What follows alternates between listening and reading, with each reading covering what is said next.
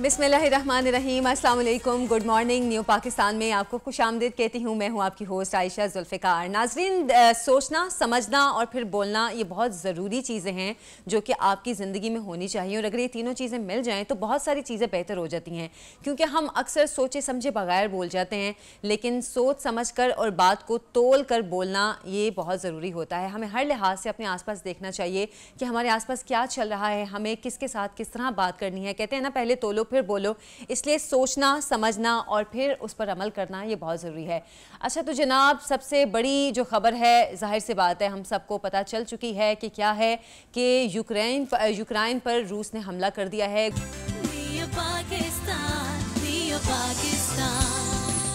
Welcome back. Programme में आपको खुशामदीद कहती हूँ। नाज़रीन, किसी भी मुल्क की तरक्की में ख़वातीन भी मर्दों के साथ उस मुल्क की तरक्की में बहुत अहम किरदार अदा करती हैं। और मैं अगर ये कहूँ तो गलत नहीं होगा कि हमारी पाकिस्तानी ख़वातीन भी पेश हैं मर्दों के शाना बशाना काम करने में।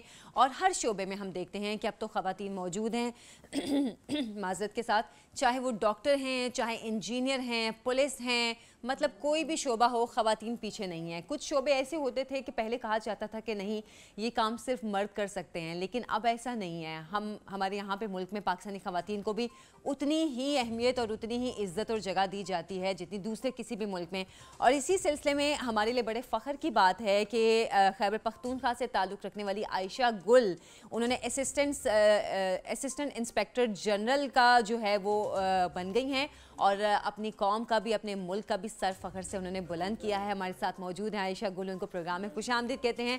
अस्सलाम वालेकुम आयशा, कैसी हैं आप? वालेकुम सलाम, बिल्कुल ठीक, आप कैसी हैं? मैं बिल्कुल ठीक हूँ आयशा। सबसे पहले आपको बहुत मुबारक हो, AIG आप बन गई हैं, इतनी बड़ी अचीवमेंट है आपके लिए। कितनी खुशी आप महसूस कर रही हैं इस चीज़ से? हम तो बहुत खुश हो रहे हैं। जी बिल्कुल, IG साहब ने चूँकि ट्रस्ट बहुत ज़्यादा किया है मुझ पे, उन्हीं का आइडिया था कि यहाँ पे CPO लेवल पे जो है एक सीट होनी चाहिए जहाँ से फोकस्ड काम हो सके बच्चों पे, ख़वातीन पे और ट्रांसजेंडर्स पे। तो उन्होंने जो ट्रस्ट मुझ पे किया है, मेरी पूरी कोशिश होगी कि मैं इस सीट के साथ इंसाफ कर सकूँ और जो मेरा काम है, जो मुझे गाइडलाइंस मिली हैं, उसके ऊपर मैं ज़्यादा से ज़्यादा काम कर सकूँ इन सब सेगमेंट्स पर। अच्छा आयशा, पहली खातून AIG बनी है, आपसे पहले कोई भी AIG नहीं है, तो ये इतनी बड़ी कामयाबी है आपके लिए। कितनी स्ट्रगल करना पड़ी आपको इस मुकाम तक आने के लिए? देखें, ये सीट IG साहब ने मुझे बहुत बड़ी दे दी है। मैं अभी न्यूली प्रमोटेड SP हूँ, तो ये उन्हीं को क्रेडिट जाता है कि उन्होंने इतना ट्रस्ट किया मुझ पर, क्योंकि मेरा जो ASP-शिप का पीरियड है वो सारा इस्लामाबाद में गुजरा है। इस्लामाबाद में मैंने as ASP Margalla, ASP Kohsar, ASP traffic serve किया और अभी मैं रिसेंटली प्रमोट होकर ASP से SP KP आई हूँ। तो जब IG साहब से मुलाकात हुई और उन्होंने अपने ख्यालात का इजहार किया कि KP पुलिस चाहती है, KP पुलिस में इस चीज़ पर ज़रूर काम होना चाहिए और फोकस्ड काम होना चाहिए, तो इसका क्रेडिट मैं उन्हीं को देती हूँ कि उन्होंने मुझ पर ट्रस्ट किया और मुझे जो है ये मौका भी दिया। उन्होंने कहा पहली खातून ऑफिसर होंगी, बल्कि पहली ऑफिसर होंगी जो कि इस न्यूली क्रिएटेड सीट पर अपॉइंट होंगी। सही। तो बिल्कुल उन्हीं का ब्रेन चाइल्ड है और I think KP is very lucky to have him as IG के इतना प्रोग्रेसिव और इतना लिबरल माइंडेड ऑफिसर इतनी कमांड पोस्ट पे बैठे हुए हैं। बिल्कुल आपने ठीक कहा, लेकिन साथ साथ आपके साथ एक्सपेक्टेशंस भी अब लोगों की बहुत लग गई हैं, क्योंकि ख़वातीन बहुत कम हैं जो इतनी बड़ी पोस्ट पे आती हैं और आप इतनी बड़ी पोस्ट पे माशाल्लाह आई हैं, तो आपके साथ लोगों की उम्मीदें और तवक्कुआत भी बहुत होंगी और हम ये उम्मीद करते हैं कि आप उनको पूरा भी करें। तो आयशा, आप अब खैबर पख्तूनख्वा में ट्रांसजेंडर्स और बच्चों के हकूक़ के लिए काम करेंगी। इस पोस्ट के हवाले से हमें कुछ बताइएगा। जी बिल्कुल, इसमें जो मुझे गाइडलाइंस मिली हैं और जो IG साहब ने मुझे अपना विज़न दिया है कि इस पोस्ट से वो क्या चाह रहे हैं, तो उसमें देखिए CPO लेवल पे जब भी कोई पोस्ट क्रिएट होती है तो इसका मतलब है कि वो पूरे KP के लिए क्रिएट हुई है और पूरे KP की पॉलिसीज़ चूँकि CPO से बनती हैं, तो यहाँ पे इस सीट से अब इन ख़वातीन पे, बच्चों पे, ट्रांसजेंडर्स पे जो भी पॉलिसी यहाँ से जाएगी वो पूरे KP में इम्प्लीमेंट होगी। और दूसरा वो चाहते हैं कि यहाँ पे जो ख़वातीन हैं जो कि अभी एग्जिस्टिंग फ़ीमेल ऑफिसर्स भी हैं पुलिस फोर्स में, उनके लिए इन्वायरमेंट को बेहतर से बेहतर बनाना। और दूसरा, चूँकि तादाद बहुत कम है फ़ीमेल ऑफिसर्स की KP पुलिस में, लेस दैन 1% है, तो कम्युनिटी के पास जाना, चूँकि मैं खुद इस कल्चर का हिस्सा हूँ, मेरी सारी अपब्रिंगिंग पेशावर में हुई है, पख्तून घराने से मेरा ताल्लुक़ है, तो वो लड़कियों के पास जाना, स्कूल कॉलेजेस में उनसे इंटरेक्ट करना, ताकि वो मुझसे रिलेट कर सकें। और हमें चूँकि फ़ीमेल ऑफिसर्स चाहिए पुलिस में, तो हम एक्सपेक्ट कर रहे हैं कि मुझसे इंटरेक्ट करने के बाद, देखने, मेरा एक्सपीरियंस सुनने के बाद वो ज़रूर इस तरफ मोटिवेट होंगी कि वो पुलिस सर्विस को ज्वाइन कर सकें। अच्छा, तो वैसे आयशा, अमूमी ख्याल हम सबका, बल्कि तमाम लोगों का यही है कि जो खैबर पख्तूनख्वा में सिक्योरिटी की जो सिचुएशन है वो काफ़ी चैलेंजिंग है, वहाँ पर ऐसे मामला काफ़ी मुश्किल होते हैं। तो अब ये जो मामला, आपकी जो जिम्मेदारियाँ आपके सपोर्ट की गई हैं, ये आपके लिए कितनी चैलेंजिंग होंगी? जी बिल्कुल, ओवरऑल चूँकि केपी के इन्वायरमेंट की मैं बात करूँ तो आपको पता है कि ख़वातीन अब तो खैर बहुत ज़्यादा आ रही हैं आगे सामने, डिफरेंट प्रोफेशंस में भी आ रही हैं, एजुकेशनल इंस्टीट्यूशंस में भी नज़र आती हैं आपको। लेकिन मेरा यहाँ पे इस पोस्ट पे मुझे यहाँ बिठाने का मकसद ही यही है कि आप खुद, अब चूंकि इधर से बिलोंग करती हैं तो वो आपसे ज़्यादा बेहतर तरीके से रिलेट कर सकती हैं, और आप जब उनसे बात करेंगी तो उसका इम्पैक्ट भी बेहतर होगा एज़ कम्पेयर टू कि कोई किसी दूसरे प्रोविंस की ऑफिसर जो है वो आके उनसे अपना एक्सपीरियंस शेयर कर सके। क्योंकि जो कल्चरल, सोशियो कल्चरल इन्वायरमेंट है केपी का, मैं उसी का हिस्सा हूँ, और मैं उन्हीं लड़कियों को जाके मोटिवेट करना चाह रही हूँ कि वो पुलिस फोर्स का हिस्सा बने। आप इस फील्ड में मौजूद हैं आयशा, और जैसे कि मैं भी ओपनिंग में भी मैं इस पे बात कर रही थी कि अब पाकिस्तान में ख़वातीन हर शोबे में मौजूद हैं, हर शोबे में आगे आ रही हैं। तो लेकिन ये जो पुलिस का शोबा है इसमें भी हम ख़वातीन देख तो रहे हैं, लेकिन किसी बड़ी पोस्ट पे बहुत कम यहाँ तक आती हैं। आप कितना लड़कियों को मोटिवेट करती हैं, या आपके ख्याल में आप कितनी तादाद में ख़वातीन हैं ख़ास तौर पर केपी से जो कि इस फील्ड की तरफ आ रही हैं? देखें, केपी में इस टाइम पे जो मौजूदा ख़वातीन हैं पुलिस में वो बहुत कम है, वो अराउंड 1000 हैं, और जिस तरह आप हायर रैंक्स पे जाते हैं तो वो तादाद और कम होती जाती है।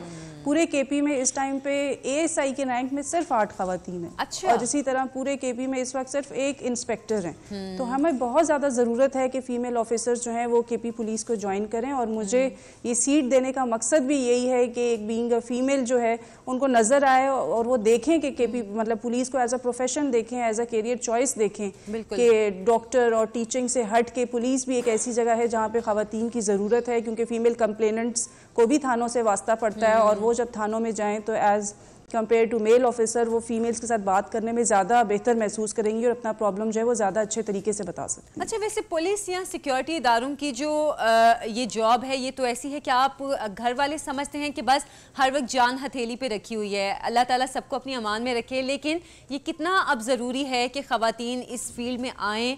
और क्योंकि जाहिर सी बात है ख़वातीन की कमी कुछ ऐसे शोबे हैं जहाँ पर बहुत ज़्यादा महसूस की जाती है। अभी आप एक हैं, बड़ी पोस्ट पर हैं, और जैसे कि मैंने आपसे पहले भी इसी बारे में यही बात कर रही थी मैं, आप कितना इस चीज़ के लिए कोशिश करेंगी अब इस पोस्ट पर बैठ कर कि आप ख़वातीन को मज़ीद यहाँ इस फील्ड की तरफ लेकर आएँ?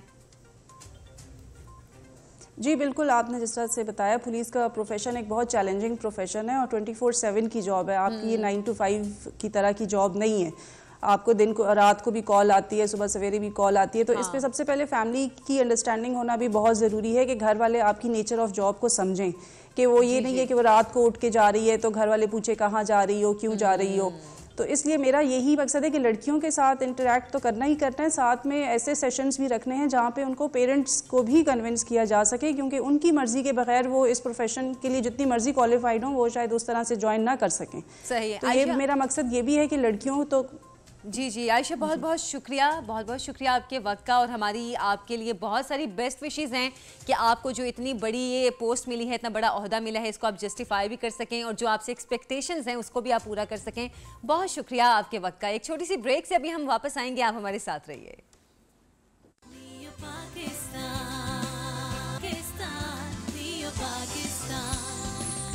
Welcome back. प्रोग्राम में आपको खुश आमदीद कहती हूँ। और जनाब, इस वक्त मुल्क की सियासत को अगर हम देखें तो इतनी हलचल है कि हर वक्त टीवी पे कुछ ना कुछ चल रहा होता है कि अब ये सियासतदान इनके घर गए, वो सियासतदान उनके घर गए, मतलब एक दूसरे की तरफ आनियाँ जानियाँ लगी हुई हैं। और ख़ास तौर पर जो पंजाब है वो सियासत का इस वक्त गढ़ बना हुआ है, क्योंकि इस वक्त पीपल्स पार्टी भी यहाँ पर मौजूद है, जो पीपल्स पार्टी की सीनियर क़यादत है वो भी यहाँ पर मौजूद है, और साथ मुस्लिम लीग नून की सीनियर क़यादत के भी राब्ते हो रहे हैं, काफ लीग से भी राब्ते जा रहे हैं। मतलब इस वक्त ऑपोजिशन जो हुकूमती इत्तेहादियों से लेकर ना जो हुकूमत के अपने वुज़रा हैं उनसे भी राब्ते करने से गुरेज नहीं कर रही है। तो जनाब, अभी सूरत हाल किस तरफ जाएगी इस पर हम बात करेंगे। सीनियर जर्नलिस्ट हैं, एंकर हैं, मज़हर अब्बास साहब हमारे साथ मौजूद हैं। अस्सलाम वालेकुम मज़हर साहब, प्रोग्राम में खुश आमदीद कहती हूँ। जी वालेकुम अस्सलाम। अच्छा मज़हर साहब, ये जो आनियाँ जानियाँ लगी हुई हैं, किस तरफ जा रहा है ये मामला? आपको लगता है कि कुछ वाकई होने जा रहा है? आनिया जानिया अच्छा कहा आपने वैसे लेकिन ये कि बस ऐसा ही हो रहा है जैसे आनिया जानिया है।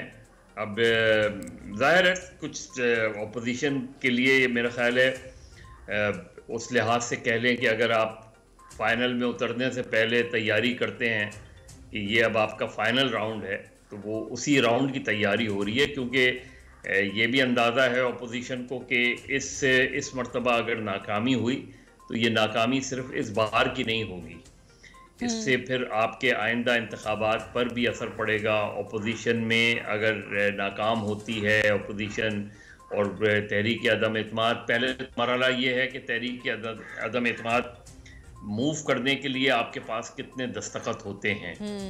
फिर जाहिर है वहाँ अगर तहरीक अदम एतमाद मूव हो जाएगी और फिर जब कौमी असम्बली में आएगी तो इसमें सीक्रेट बैलेट तो होता नहीं है, इसमें आपको खड़े होके फिर ये बताना पड़ेगा। अब उसमें एक मसला ये आएगा, जिस तरह कुछ इंदिया दिया है सरकारी बेंचेस की तरफ से आया है और वज़रा की तरफ से, कि जब आप दस्तखत करेंगे और उन दस्तखत करने वालों में वो लोग भी शामिल होंगे जो शायद अब भी पीटीआई के अरकान हैं, अब पता नहीं कि उनके दस्तखत से वो जमा होती है नहीं होती, उनके दस्तखत उसमें शामिल होते हैं नहीं होते, लेकिन असल फाइनल की तैयारी है ये अपोजिशन के तई।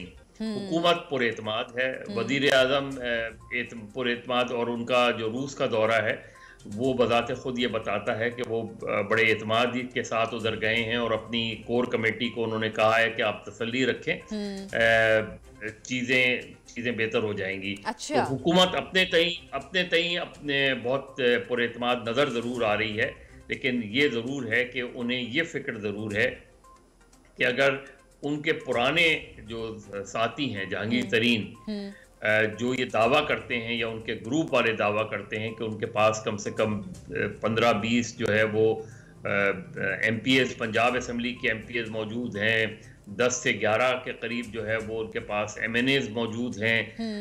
इसी तरीके से इस पूरे कल जो भी बातचीत हुई है उसमें बहुत ज़्यादा एक्टिव हमें चौधरी परवेज़ इलाही नज़र आए हैं। बिल्कुल ऑपोजिशन, और जाहिर है वो हुकूमत के इत्तेहादी हैं। फिर कल MQM पाकिस्तान ने भी इंदिया दिया है कि हमारे ताल्लुकात कोई बहुत अच्छे नहीं जा रहे। तो ये सारी चीज़ें जो हैं ये हुकूमत के लिए परेशानी का बाइस तो हैं, बिल्कुल, लेकिन अब देखना ये कि इमरान खान वापस आके किस तरीके से अपनी एक्टिविटी जारी रखते हैं। एक जो उनको मशवरा खुद उनके बाएतमाद साथी ने दिया है शेख रशीद साहब ने कि आप जहांगीर तरीन से जाके मिलें। जी जी बिल्कुल। अब ये यहाँ फिर अना आ जाती है आड़े।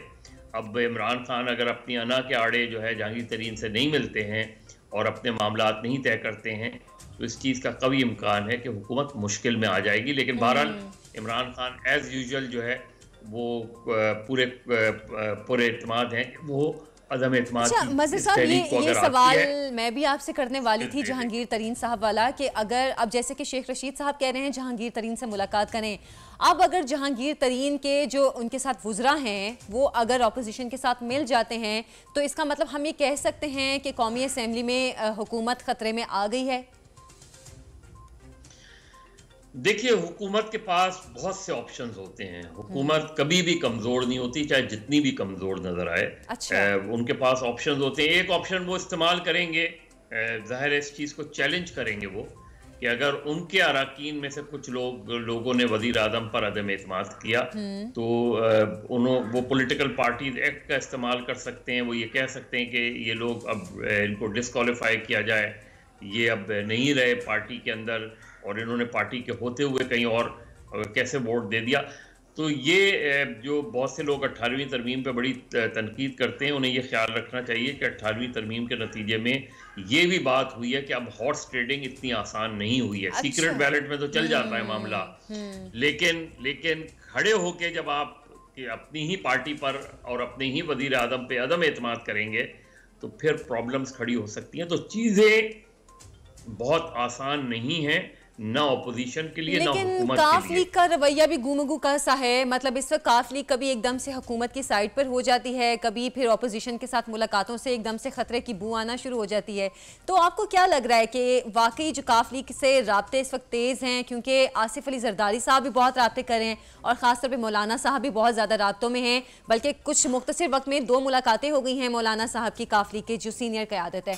तो लगता है कि काफ लीग फिर इस मुकाम पर आके ऑपोजिशन के साथ मिल जाएगी, कुछ इम्कान है?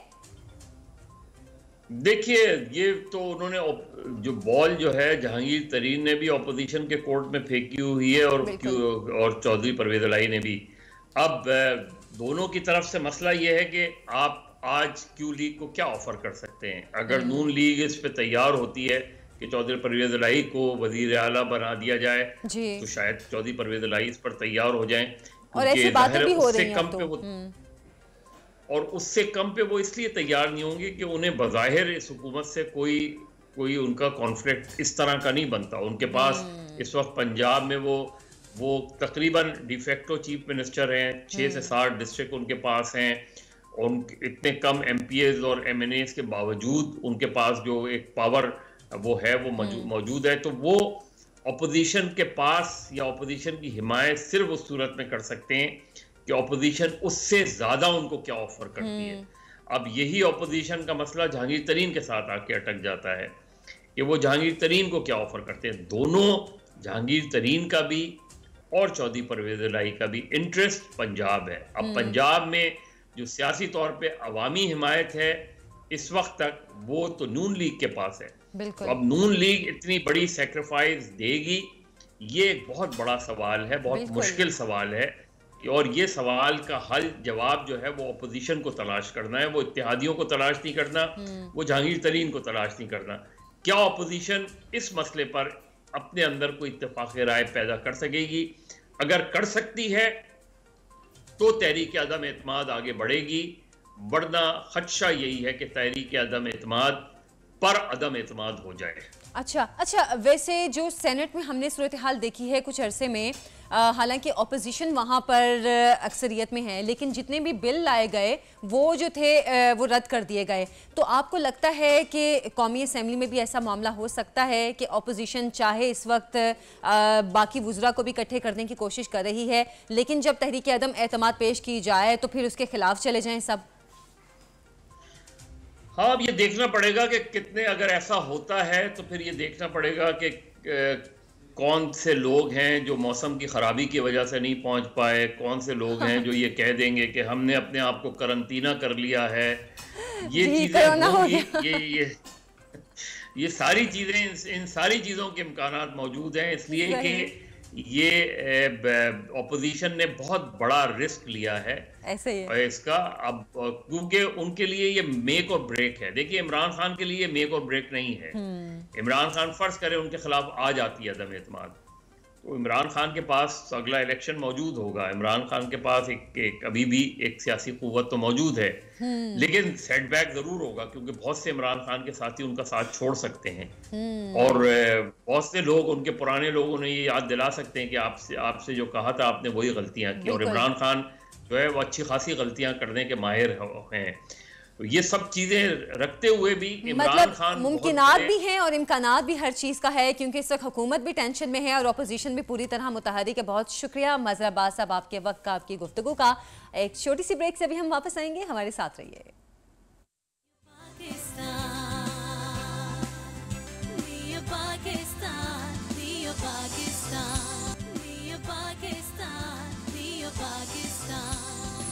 वेलकम बैक नाज़रीन। नूर मुकद्दम केस का फैसला आज सुनाया जाएगा। अदालत ने इस केस का फैसला महफूज किया था। आज गालिबन 1 बजे के करीब इसका फैसला सुनाया जाएगा। हमारे साथ मौजूद हैं नूर मुकद्दम के वकील शाह खावर साहब। अस्सलाम वालेकुम शाह खावर साहब, प्रोग्राम में खुशामदीद कहती हूँ।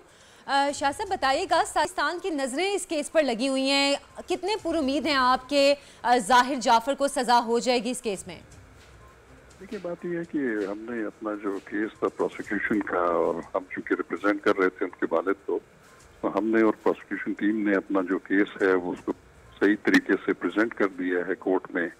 हमने को 18-19 गवाह जो हैं वो पेश किए हैं। इसमें फॉरेंसिक रिपोर्ट्स जो हैं और DNA रिपोर्ट्स और उसकी जितनी साइंटिफिक वो सारी हमने जो है वो प्रेजेंट कर दी हैं, और उसके बाद जो डिफेंस साइड पे जो मुल्जमान हैं उन्होंने भी अपना मौका पेश कर दिया है। तो इस पर बड़ी ज़ेर हासिल बहस होती रही है 2-3 दिन, और उसके नतीजे में फिर मुअज़्ज़ज़ जज साहब ने आज का दिन जो है वो फैसले के लिए रखा है। तो अभी हम उसमें कोई, क्योंकि अब फैसला होना है, हम इससे पहले तो कुछ उस पर यकीन से नहीं कह सकते, लेकिन इतना ज़रूर है कि हमने एक अच्छा केस प्रेजेंट किया है, और हमने जो अपना वो रिस्पॉन्सिबिलिटी थी जो एक केस प्रूव करने की, वो अपने तय हमने डिस्चार्ज कर दी है। तो अब अदालत है जिसने ये फैसला करना है, और हमको उम्मीद है कि इसमें मकतूला को, उनकी फैमिली को, और जो लोग इसको फॉलो कर रहे हैं, पूरी कौम को इंसाफ मिलेगा इंशाल्लाह इंशाल्लाह। और हम सबकी भी दुआ है कि नूर मुकद्दम को इंसाफ मिलेगा। तो शाह साहब, अगर ऐसा होता है कि ज़ाहिर जाफ़र को अदालत की तरफ से सज़ा नहीं होती, क्योंकि कुछ भी एक्सपेक्टेड है ना, तो क्या आप लोगों ने पहले से इस केस की मज़ीद तैयारी की हुई है कि मज़ीद इस केस को कहाँ तक लेकर जाना है? देखिए, बात यह है कि जब मुअज़्ज़ज़ अदालत ने कोई भी फैसला किया तो जो भी उससे एग्रीव्ड होता है उसमें तो फिर जाहिर है कि आगे तो फोरम्स मौजूद है। बिल्कुल बिल्कुल। अपील का फोरम जो है वो हाई कोर्ट में है, लेकिन हमें उम्मीद है कि जिस तरह का केस हमने प्रेजेंट किया है, इंशाल्लाह इसमें ऐसा नहीं है कि कोई बरियत का हमें चांस नजर नहीं आ रहा, लेकिन बहरहाल हम कुछ इस पे कोई हतमी राय कायम नहीं कर सकते। लेकिन अभी क्योंकि थोड़ी देर में ये फैसला आ जाएगा, पूरी कौम को पता चल जाएगा, लेकिन हम पूरी उम्मीद है कि इसमें इंसाफ मिलेगा। बिल्कुल, बहुत हम भी यही दुआ करते हैं कि नूर मुकद्दम को इंसाफ मिले। आपका ज़्यादा वक्त भी नहीं लेंगे क्योंकि हमें पता है आप इस वक्त अदालत में मौजूद हैं और कुछ ही देर में इस केस का फैसला भी आने वाला है। बहुत बहुत शुक्रिया शाह खावर साहब आपके वक्त का और आपकी गुफ्तगू का। हम सब ये उम्मीद करते हैं, दुआ करते हैं कि नूर मुकद्दम को इस केस में इंसाफ मिले। अभी एक छोटी सी ब्रेक से हम वापस आएंगे, लेकिन अच्छा जनाब, ब्रेक पे नहीं जा रहे। अभी जो मैं बात करने जा रही हूँ जिस टॉपिक के हवाले से, जनाब कज़न मैरिज के हवाले से, हम लोग ये देखते हैं कि हमारी फैमिलीज़ में जो ज़्यादा रुझान पाया जाता है वो कज़न मैरिज के हवाले से पाया जाता है। और ये कहा जाता है कि अच्छा, ख़ानदान से बाहर से लाने से बेहतर है कि अपने ख़ानदान में ही शादी कर लो। अच्छा, इससे जो मसाइल पैदा होते हैं वो बहुत ख़तरनाक होते हैं, क्योंकि हमने पहले भी एक मरतबा प्रोग्राम में इस पर बात की हुई है कि कज़न मैरिज से सबसे ज़्यादा बीमारियाँ पैदा होती हैं, और ख़ास तौर पर थैलीसीमिया या इस तरह के और कई बड़े मरज़ जो हैं, बड़ी बीमारियां हैं, वो कज़न मैरिज की वजह से पैदा होती हैं। इस पे हम बात भी करेंगे। हमारे साथ डॉक्टर साहिबा भी मौजूद हैं। अस्सलाम वालेकुम डॉक्टर साहिबा। वालेकुम अस्सलाम। आयशा कैसी हैं आप? मैं ठीक हूँ, आप कैसी हैं? खैरियत से हैं? मैं अल्हम्दुलिल्लाह एब्सोल्युटली। अच्छा, कज़न मैरिज की मैं जो बात कर रही हूँ, जी आप बात करने वाली थी। नहीं इट्स ओके, आप करें। मैं कज़न मैरिज के हवाले से, जो हमारे यहाँ पे एक लोगों में कॉन्सेप्ट पाया जाता है कि नहीं, ख़ानदान से बाहर शादी करेंगे तो ये मसले होंगे, वो मसले होंगे, लेकिन लोग शायद इस चीज़ को नज़रअंदाज कर देते हैं कि आपस में कज़न्स में ही अगर शादी करते जाएं तो जीन्स में क्या इश्यूज़ आ जाते हैं या हार्मोन्स में क्या तब्दीलियाँ आ जाती हैं। लोग इस चीज़ को बिल्कुल नज़रअंदाज कर देते हैं। तो कज़न मैरिज किस हद तक आजकल के दौर में ख़तरनाक है?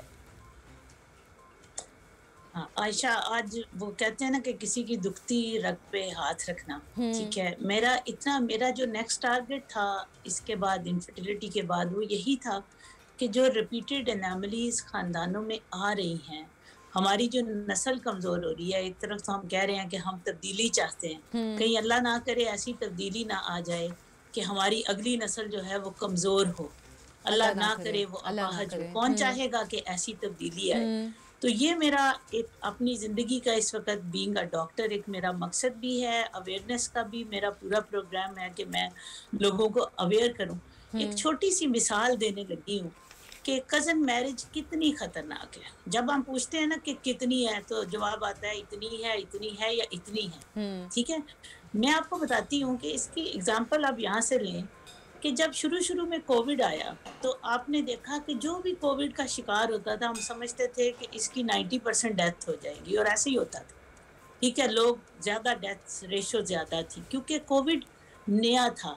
जैसे ही वायरस, यानी वो वायरस रेप्लिकेट करता गया, तो आपने देखा कि रिपीटेड रेप्लिकेशन एक ही जीन की बार बार होती गई, तो वो वायरस अपनी शक्ल चेंज करता गया। साइंसदानों ने उसके नाम, साइंटिस्ट ने चेंज कर दिए। एग्जैक्टली इंसान के अंदर जो हमारा डीएनए है, हम हैं तो बेसिकली एक बाप दादा की औलाद ना।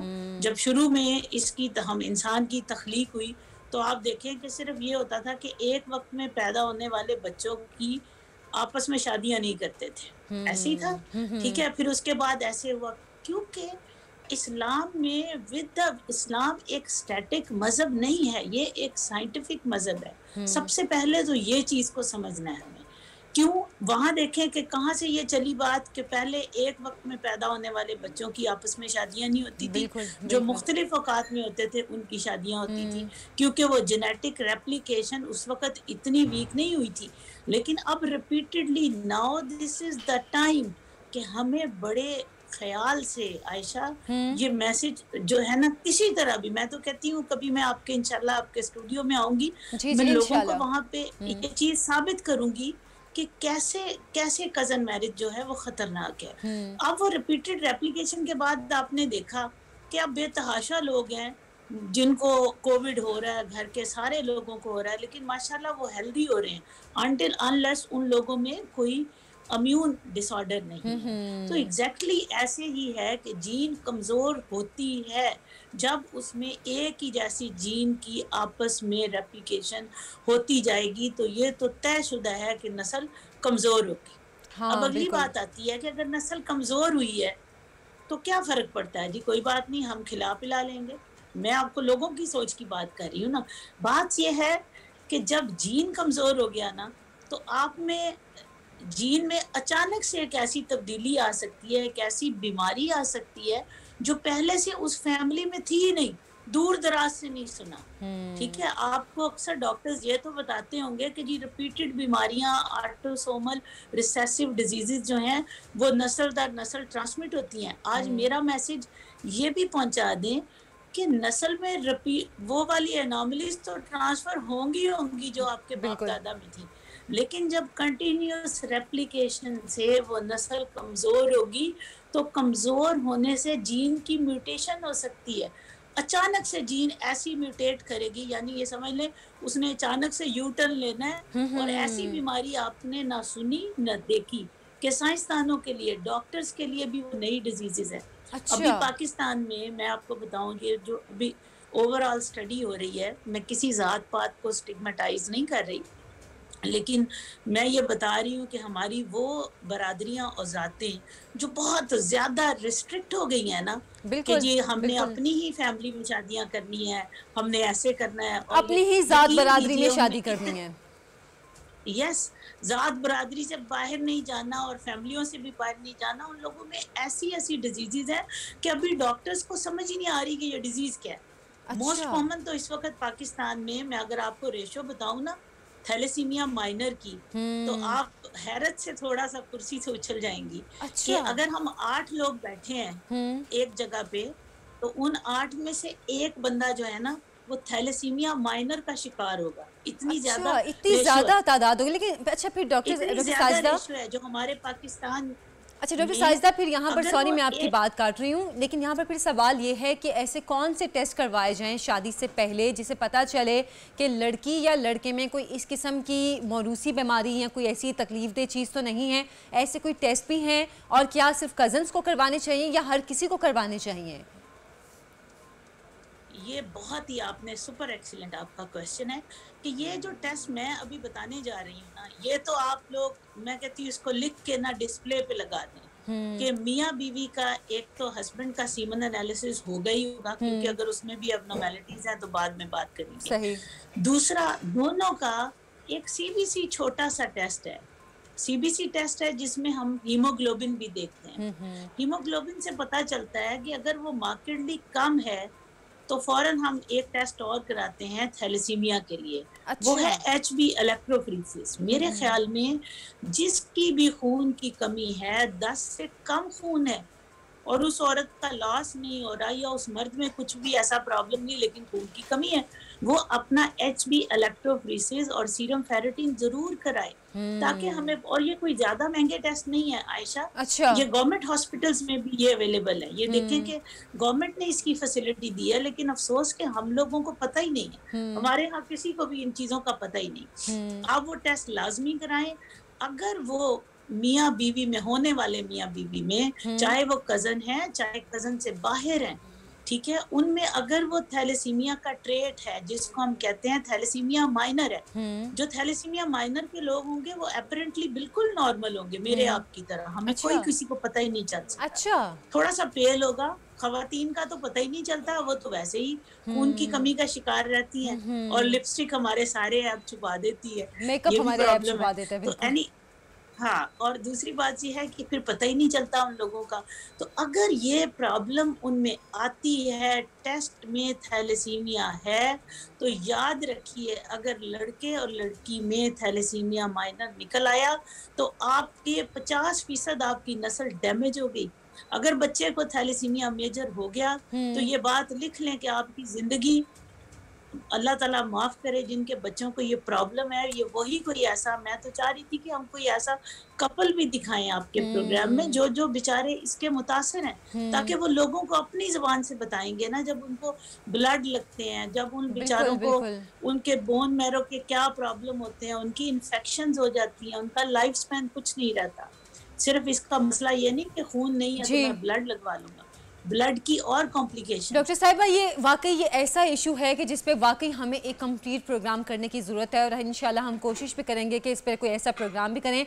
अभी आपका बहुत बहुत शुक्रिया, यकीनन आपने बहुत फ़ायदेमंद बातें बताई हैं, सिर्फ कज़न मैरिज के लिए नहीं, जो लोग भी शादी करना चाहते हैं। पहले तो सितारे मिलाए जाते थे, अब मेरा ख्याल है वो दौर आ गया है जब आपको टेस्ट मैच करने पड़ेंगे। एक छोटी सी ब्रेक से भी हम वापस आएंगे, हमारे साथ रहिए।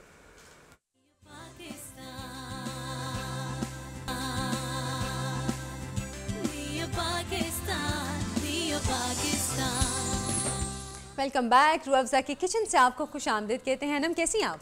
ठीक है। क्या बना रही हैं आज? आज हमने कहा कि बड़े दिन से देसी देसी देसी, मैंने कहा बस अब नहीं देसी करना, अब हम करेंगे थोड़ा सा विलायती। तो आज बेसिकली हम बनाने जा रहे हैं, थोड़ा सा टच अप ऑन करेंगे हम चाइनीज कुजीन को, और हम बनाने जा रहे हैं आज Korean spicy chicken, sweet and spicy chicken. फिर तो हम चाइनीज तो ना कहें, इसको हम कोरियन आज कहें। तो कोरियन जो है बेसिकली कुजीन हम आज टच अप ऑन कर रहे हैं, बड़ा ही मजेदार। ये स्वीट एंड स्पाइसी दोनों है ये, और बनाना बड़ा इजी है थोड़ी सी, क्योंकि आपको पता है जब आप चाइनीज या कोई कॉन्टिनेंटल चीजें बनाते तो उसकी पहले से प्रिपरेशन काफी ज्यादा होती है, अदर देन पकने का उसका टाइम बिल्कुल कम होता है, बस उसको प्रिपेयर करने का जो सारा टाइम वो हाँ जी बस वही होता है। तो ये देखें जी, ये गार्लिक राइस मैंने रेडी करके रखे हुए हैं। मैंने काफी दफा गार्लिक राइस की रेसिपी बताई हुई है, लेकिन सिंपल रेसिपी है। आपने गार्लिक लेना है 1 कप के करीब, क्योंकि ये 1 kg चावल थे, 1 कप के करीब फ्रेश गार्लिक उसको चॉप कर लिया, थोड़ा सा बटर लिया, थोड़ा सा ऑयल लिया, उसके अंदर उसको अच्छी तरीके से सौते कर लिया। जब वो स्लाइट गोल्डन हो गया, उसमें नमक डाला, काली मिर्ची डाली, चिकन पाउडर डाला, पानी डाला, चावल डाले और उसको पकने के लिए छोड़ दिया। जबरदस्त। और जब वो पानी ड्राई हो जाए तो आप उसको 2 से 3 मिनट का दम दे दे, और ऊपर से जो है हरे प्याज के साथ उसकी गार्निश कर दे। अब आ जाते हैं मेन डिश की तरफ जो है हमारी। अच्छा आयशा, मेन डिश ये है कि जो कोरियन चिकन है उसके लिए चिकन की मैरिनेशन जो है उसमें नमक है, काली मिर्चें हैं, जिंजर गार्लिक पेस्ट है, अंडे हैं जो कि सिर्फ एग वाइट्स है, इसमें जाएगा राइस फ्लावर, इसमें जाएगा थोड़ा सा मैदा, इसमें जाएगा कॉर्नफ्लावर। इसकी ये आप इसकी मैरिनेशन में कह रही हैं? जी, जो इसकी कोटिंग होनी है चिकन की। उसके बाद आपने इसको कोट करना है, कोट करने के बाद आपने इसको डीप फ्राई कर लेना है, डीप फ्राई करके आपने इसको थोड़ा सा क्रिस्पी सा कर लेना है। ये एक चिकन जो है आपका रेडी हो गया। अब नेक्स्ट बारी है सॉस की। सॉस में आपने क्या करना है, सोया सॉस डालनी है। एक अलग से पहले पैन में आप सारी चीजें इकट्ठी कर लें, उसके अंदर आपने सोया सॉस ऐड करनी, थोड़ी डार्क सोया सॉस ऐड करनी, चिली सॉस, विनेगर, उसमें आपने जो कुटी हुई लाल मिर्चें होती हैं वो डाल दें, चिकन पाउडर डाल दें। डालने के बाद अच्छी तरीके से उसको मिक्स कर लें। मिक्स करने के बाद आपने ऑयल लेना है 2 से 3 टेबलस्पून, उसमें गार्लिक को आपने सौते करना है। सौते करने के बाद जो है आपने वो जो सॉस आपने बनाई हुई है वो डाल देनी, साथ में 1 कप इसके अंदर केचप डाल देंगे। आप करेंगे फुल तेज केचप, नॉर्मल केचप, क्योंकि चिली गार्लिक सॉस टाइप की भी मिलती है, तो इसलिए नॉर्मल केचप, मतलब अगर आपका चिली गार्लिक डालने को दिल है तो चिली गार्लिक डालें, आप स्पाइसी करना चाहते हैं और तो आप चिली गार्लिक सॉस डाल सकते हैं, आपके पास ऑप्शन है अवेलेबल। अच्छा जी, उसके बाद आपने इसको टॉस करना है सॉस के अंदर, 1 से 2 मिनट जरा आपने इसको टॉस करना है सॉस के अंदर। अच्छा, केचप डाल के आपने पका लेना है। सॉस के अंदर बेशक थोड़ा सा पानी डाल लीजिएगा।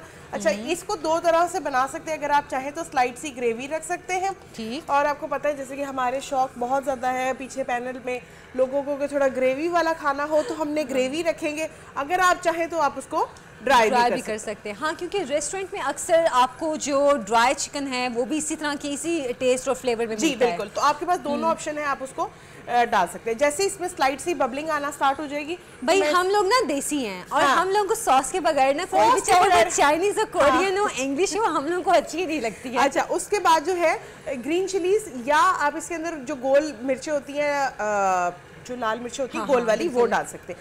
दोनों ऑप्शंस जो हैं आपके पास मतलब available चॉइस आपकी अपनी है। आप ग्रीन चिली भी डाल सकते हैं और हाँ। आप रेड वो जो राउंड चिली होती है हाँ। वो भी आप डाल सकते हैं। दोनों के ऑप्शन है। अच्छा, एक वो मिलती है तलहार मिर्चें, रेड रंग की होती हैं, वो भी लंबी लंबी होती हैं, हाँ, हाँ, वो भी हाँ, आप डाल बिल्कुल। सकते हैं। अच्छा, वो होती है बिल्कुल ही माइल्ड नहीं माइल्ड होती है बिल्कुल। अच्छा। उसका कोई फ्लेवर नहीं होता, हल्का सा तुर्श सा उसका जायका होता है, दैट्स इट। उसमें इतना ज्यादा स्पाइस लेवल नहीं होता। सही। तो जैसे ही ये 1-2 मिनट जरा कुक हो जाएगा सॉस के अंदर, तो आपने इसको निकाल लेना है। अच्छा, एक चीज आपने बड़ी इंपॉर्टेंट रखनी है कि जब आपके घर मेहमानों ने आना है तब ही आपने चिकन को सॉस में डालना है। कि अगर आप पहले से उसको कुक करके रखेंगे, जो चिकन की कोटिंग है वो बिल्कुल नरम हो जाएगी सॉस के अंदर, तो वो खाने का वो मजा नहीं आएगा। हाँ, बिल्कुल, वो क्रंच बिल्कुल। नहीं रहेगा उसके अंदर।